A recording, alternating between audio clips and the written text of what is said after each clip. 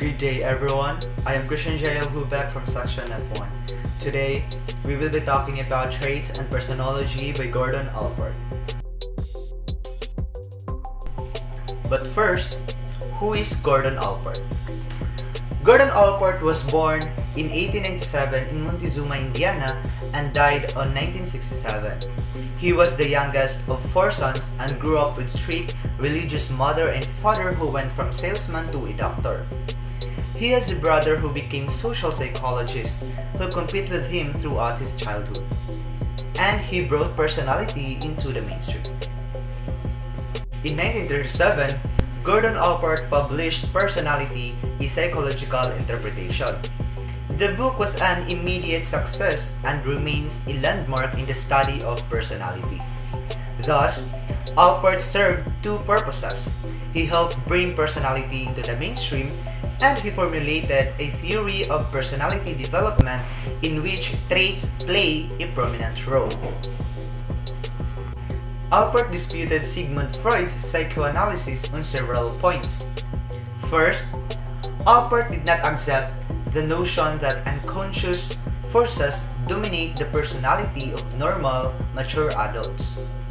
Second, with regard to historical determinism.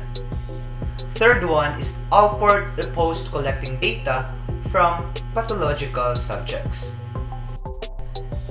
In his book Pattern and Growth in Personality, Allport reviewed some 50 definitions of personality before offering his own. Personality is the dynamic organization within the individual of those psychophysical systems that determine the characteristic behavior and thought. Allport considered personality to be discrete or discontinuous. Not only is each person distinct from all others, but each adult is also diverse from his or her past. So now, what is traits? According to Allport, it is distinguishing characteristics that guide behavior. Traits are measured on a continuum and are subject to social, environmental, and cultural influences. He summarized the characteristics of traits as follows. First, personality traits are real and exist within each of us. They are not theoretical constructs or labels made up to account for behavior. Second, traits determine or cause behavior. They do not arise only in response to certain stimuli. They motivate us to seek appropriate stimuli, and they interact with the environment to produce behavior, and etc. Initially, Allport proposed 2 types of traits, individual and common. Individual traits are unique to a person and define his or her character. Common traits are shared by a number of people, such as the member of a culture.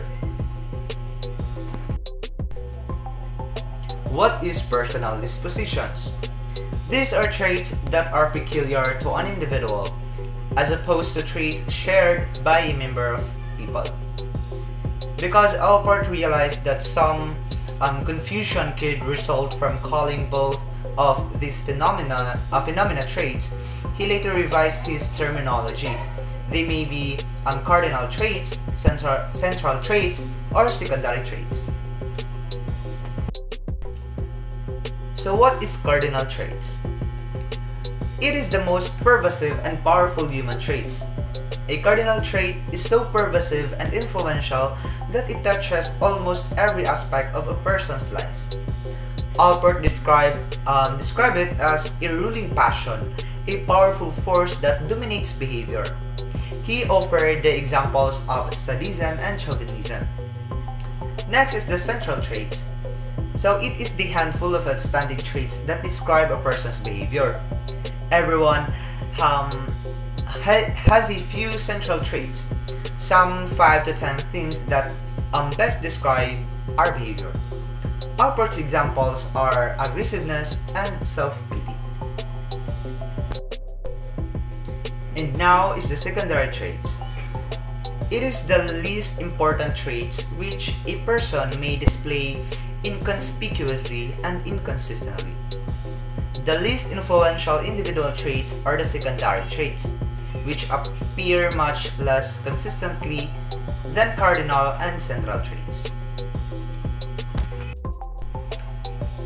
As Allport developed his system, he argued that traits and personal dispositions are distinct from other characteristics such as habits and attitudes. Let us define what is habits. Habits is an inflexible responses to specific stimuli. Several habits may combine to form a trait. You have only to consider your own habits to see how they influence the way you behave. And what is attitude? Attitude, according to Allport, attitude is similar to traits. However, attitudes have specific objects of reference and involve either positive or negative evaluations. For example, toward red-haired people, a musical group, or a brand of athletic shoe. Proprium is Allport's term for the ego or self. As we noted, Allport chose the term proprium for the self or ego. He rejected the words self and ego because of the diversity of meanings ascribed to them by other theorists. There we have stages of development. Allport described the nature and development of the proprium over 7 stages from infancy through adolescence. The first stages of development is bodily self stages 1 to 3 emerge during the first 3 years. In this stage, infants become aware of their own existence and distinguish their own bodies from objects in the environment. Second is self-identity. Children realize that their identity remains intact despite the many changes that are taking place. The third one is self-esteem. Children learn to take pride in their accomplishments. Fourth is extension of self. Stages 4 and 5 emerge during the 4th through 6th year. In this stage, children come to recognize the objects and people that are part of their own world. Fifth is the self-image. Children develop actual and idealized images of themselves and their behavior and become aware of satisfying parental expectations. Sixth, self as irrational, copper. Stage 6 develops during ages 6 to 12. Children begin to apply reason and logic to the solution of everyday problems. Last one is the appropriate striving. Stage 7 develops during adolescence. Young people begin to formulate long-range goals and plans. Adulthood is normal. Mature adults are functionally autonomous, independent of childhood motives. They function rationally on the present and consciously create their own lifestyle.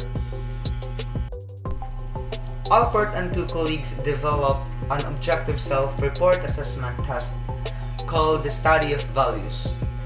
So the 6 categories of 6 values are as follows. So the first is the theoretical values.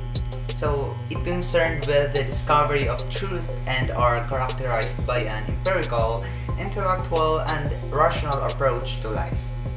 Second is economic values. So it concerned with the useful and practical. Third is aesthetic values, relate to artistic experiences and to form harmony and grace. The fourth one is the social values. It reflects human relationships, altruism, and philanthropy. Fifth is the political values. It deals with personal power, influence, and prestige in all endeavors, not just in political activities. Lastly is the religious values. It concerned with the mystical and with understanding the universe as a whole. And this ends my discussion. I hope that you learned something. Thank you and God bless.